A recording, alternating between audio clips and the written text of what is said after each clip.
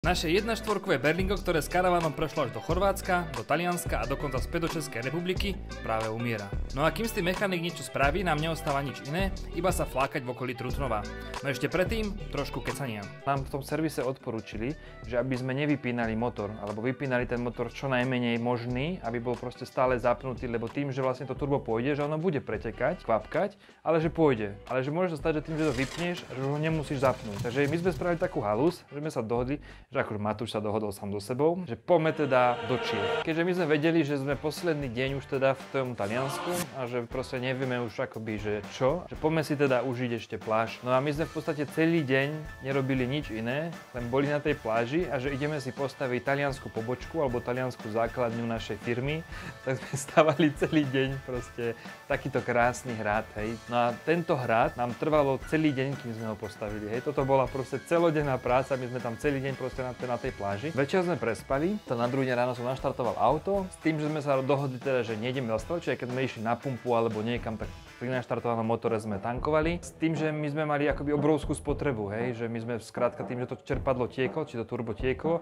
tak tá spotreba bola možno, že 30 litrov na 100 km, hej, alebo proste taká obrovská, ale bolo to furt lepšie, ako platiť 1000 eur za turbo v Taliansku. Skrátka prechádza sa na mesto Graz, ty ideš furt na to mesto Graz a ideš vlastne z Talianska, keď sa chceš dostať na Slovensko, alebo do Čiech, alebo proste hockam, tak ideš na ten Graz. No a tam ako prejdeš hranice do Rakúska, tak tam sú Alpy a tam proste furt vždy stále sneží. Ja nechápem, ako ja som šiel cez ten úsek už proste 10 krát a 10 krát tam snežilo. Boli také momenty, že ja som išiel s tým Berlingom a ten karavan robil, že a mal som pocit, že stratil koleso a že iskry lietajú a že škrípia, že iskry, ale ja som bol tak nastavený, že ani Bohovi nezastanem, že ja proste idem ďalej. Tá hlava bola tak nastavená, že musíme dojsť do toho Trutnova, čo opäť zase ďakujem rodine v Trutnove, že sa o nás postarala a že sme tam mohli 3 týždne bývať. No a teraz tú pointu, čo chcem povedať. My sme došli do toho Trutnova, auto vrčalo a spravil som, že vypol som kľúčik a to spravilo, že zvuk, že a už som ho nikdy nenaštartoval. To bol to auto opustilo proste dušu. My sme tam odstavili ten karaván a vedeli sme, že ten karaván my nemáme ako dostať naspäť na Slovensko a vedeli sme, že auto je proste mŕtve. Čiže my sme si všetky veci z toho karavánu už pobalili a boli sme zmierení s tým, že ten karaván v tom Trutnove nechávame už navždy. Alebo proste na nejakú veľmi dlhú dobu a že skrátka sa nám ho nepodarí dostať na Slovensko v priebehu nejakého obdobia. No a presťahovali sme sa akoby do domu tej rodiny. Je tam sesternica, bratranci a Ivina, teta v podstate. Čiže veľká rodina, je tam veľká rodina, chodíme tam radi. A toto cestu zase ďakujem, že nás tam uchylili, pretože keby ku mne prišli na 3 týždne takýto ožraní, tak ja ich vykopiem asi po týždni. My sme mali totižto každý z nás, my keď ideme na takýto výlet, tak každý z nás má budget a ten budget je zhruba 1000 eur. Takže 1000 eur je proste ten budget, ktorý ty si bereš na takýto výlet. A my sme vlastne z tých 1000 eur, nakoľko my sme to mali naplánované ísť do Španielska s tým karavanom, my sme došli len do Talianska a mali sme to naplánované na 5 týždňov, ale len 2 týždne sme vlastne akoby takýmto spôsobom minuli. Tak my sme mali ešte 3 týždne čas a každý z nás mal ešte minimálne po nejakých 600 eur budget. No a čo ideš robiť 3 týždne proste v Čechách? No a my sme tam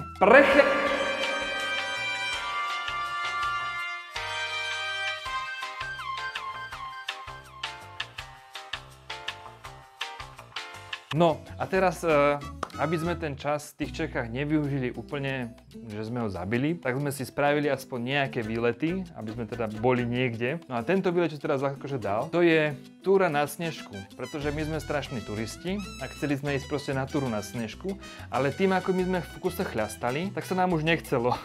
Čiže my sme išli potom lanovkou, akože ľudia to často chodia pešo, nie je to ťažká túra, je to relatívne ľahká túra. Když to je proste normálne ako turistický chodník, čiže oni to je akože hodne, deti s rodinami, alebo rodiny s deťmi proste to tam normálne si šľapú. Ja, že keď sme to museli my šľapať. Čo tam robíte? Hej, čo robíte? Poďte hem hore. Takže oni vážne všetci šľapú pešo? Chápeš to? Chápeš to? No a teraz počúvaj tú najväčšiu halus na tom celom. Keď ideš tú túru, tak si povieš, OK, šľapem, paráda, hej, akože je to turistika, jedno s druhým, hento, toto. Ale my sme proste išli lanovkou a považovali sme akože za super zážitkom. A teraz tá lanovka stojí asi 30 ečok, ja fakt neviem, koľko si pamätám, alebo koľko to stálo. A teraz mi zaplatíš 30 eur, vystúpiš z lanovky a vidíš toto. Po pár metroch sa ľudia strácajú. Kokso, no zima, no. Takže vrchol Snežky, keď sme sa sem dostali, je to presne tu. Vyjdeš hore za 30 diečok, vidíš tam proste hovno a teraz tá pointa, ty chceš ísť dole, lebo tam vidíš hovno. Lenže všetci tí ľudia, ktorí tam vyšli, zistili, že chcú ísť tiež dole lanovkou. Čiže ty tam vlastne vyjdeš za 30 eur, potom 3/4 hodinu stojíš v rade v tejto zime, aby si nastúpil do lanovky a ideš dole, hej. V Trutnove je lokálne pivo, ako bol u nás Martins, alebo je Martins, tak u nich je krakonoš. No a my sme celý čas kľastali s Peťom toho krakonoša a jedného dňa sme dostali unikátny skvelý nápad, že my musíme nájsť to, kde sa to vyrába. Že skrátka ideme tam a že tam ukecáme niekoho, aby nám spravil super cenu na ten krakonoš a že my ho tam proste kúpime fest veľa, lebo je fest dobrý. A nám sa to podarilo. Dorazili sme k pivovaru, Ku zdroju, ku tomu, čo sme hľadali celý čas.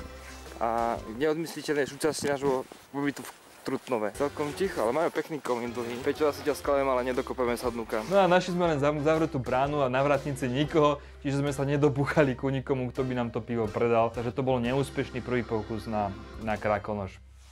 No a lebo my sme s tým Peťom už nemali čo robiť. Babi ešte boli také zdochnuté. Iva myslím si, že ešte aj ochorela v tom čase. Čiže ja som chodil s tým Peťom sám. Toto je námestie Trutnova. No a my sme pobehali ten Trutnov úplne, že krížom, krážom, hej, proste nemali sme čo. Takže my sme s tým Peťom ozaj celé dni behali po Trutnove. Oni stopili auto, polku auta, pravili z polky auta vtáčika. No a teraz si predstav, že tam prídu dvaja spoločensky unavení chalani. Nájdu proste toto, vieš. Babička bola dielo od spisovateľky Boženy Nemcovej. No a toto je vlastne to bydlisko tej babičky, lebo ona to písala na základe akoby reálnej postavy. Čiže toto je akoby taká tá ich kultúrna pamiatka. No a v podstate my sme za tie 3 týždne v tom Trutnove nestihli nič iné, len tú Snežku, z ktorej sme vlastne nevideli nič. Túto babičku a s Peťom Trutnou. A to je asi všetko. Ako som spomínal, my sme v tom Trutnove strávili 3 týždne. Totižto my sme stále verili v to, že nám sa podarí v tom Trutnove opraviť to Berlingo. Dali sme tam nejakému mechanikovi a jediné, čo sa mu podarilo vlastne dostať z toho auta, bolo to, že dokáže ísť to auto na 2 alebo na 3, už si nepamätám presne, ale len jednou rýchlosťou, asi 50-kou. Ja už neviem presne, hej. Toto bolo jediné, čo sa vlastne podarilo. No tak ja som mu naštartoval teda po tých 3 týždňoch v tom Trutnove. Peťo so Soňou šiel domov vlakom alebo nejakým spojom. Karavan som nechal na záhrade tam v tom Trutnove, auto sme úplne vyprázdnili a išiel som len s Ivou, tou 50-kou, asi na Slovensko. Trvalo nám to bez srandy pol dňa, 12 hodín, alebo koľko sme šli touto rýchlosťou. No a keď som došiel na Slovensko, tak ja som to auto vlastne vypol a nechal som ho rovno odstavené u kamaráta, ktorý ho rozobral na diely a to auto už nikdy nefungovalo, hej, neožilo proste. To je príbeh Berlinga a ja sa na vás teším v 3. sérii. Čau.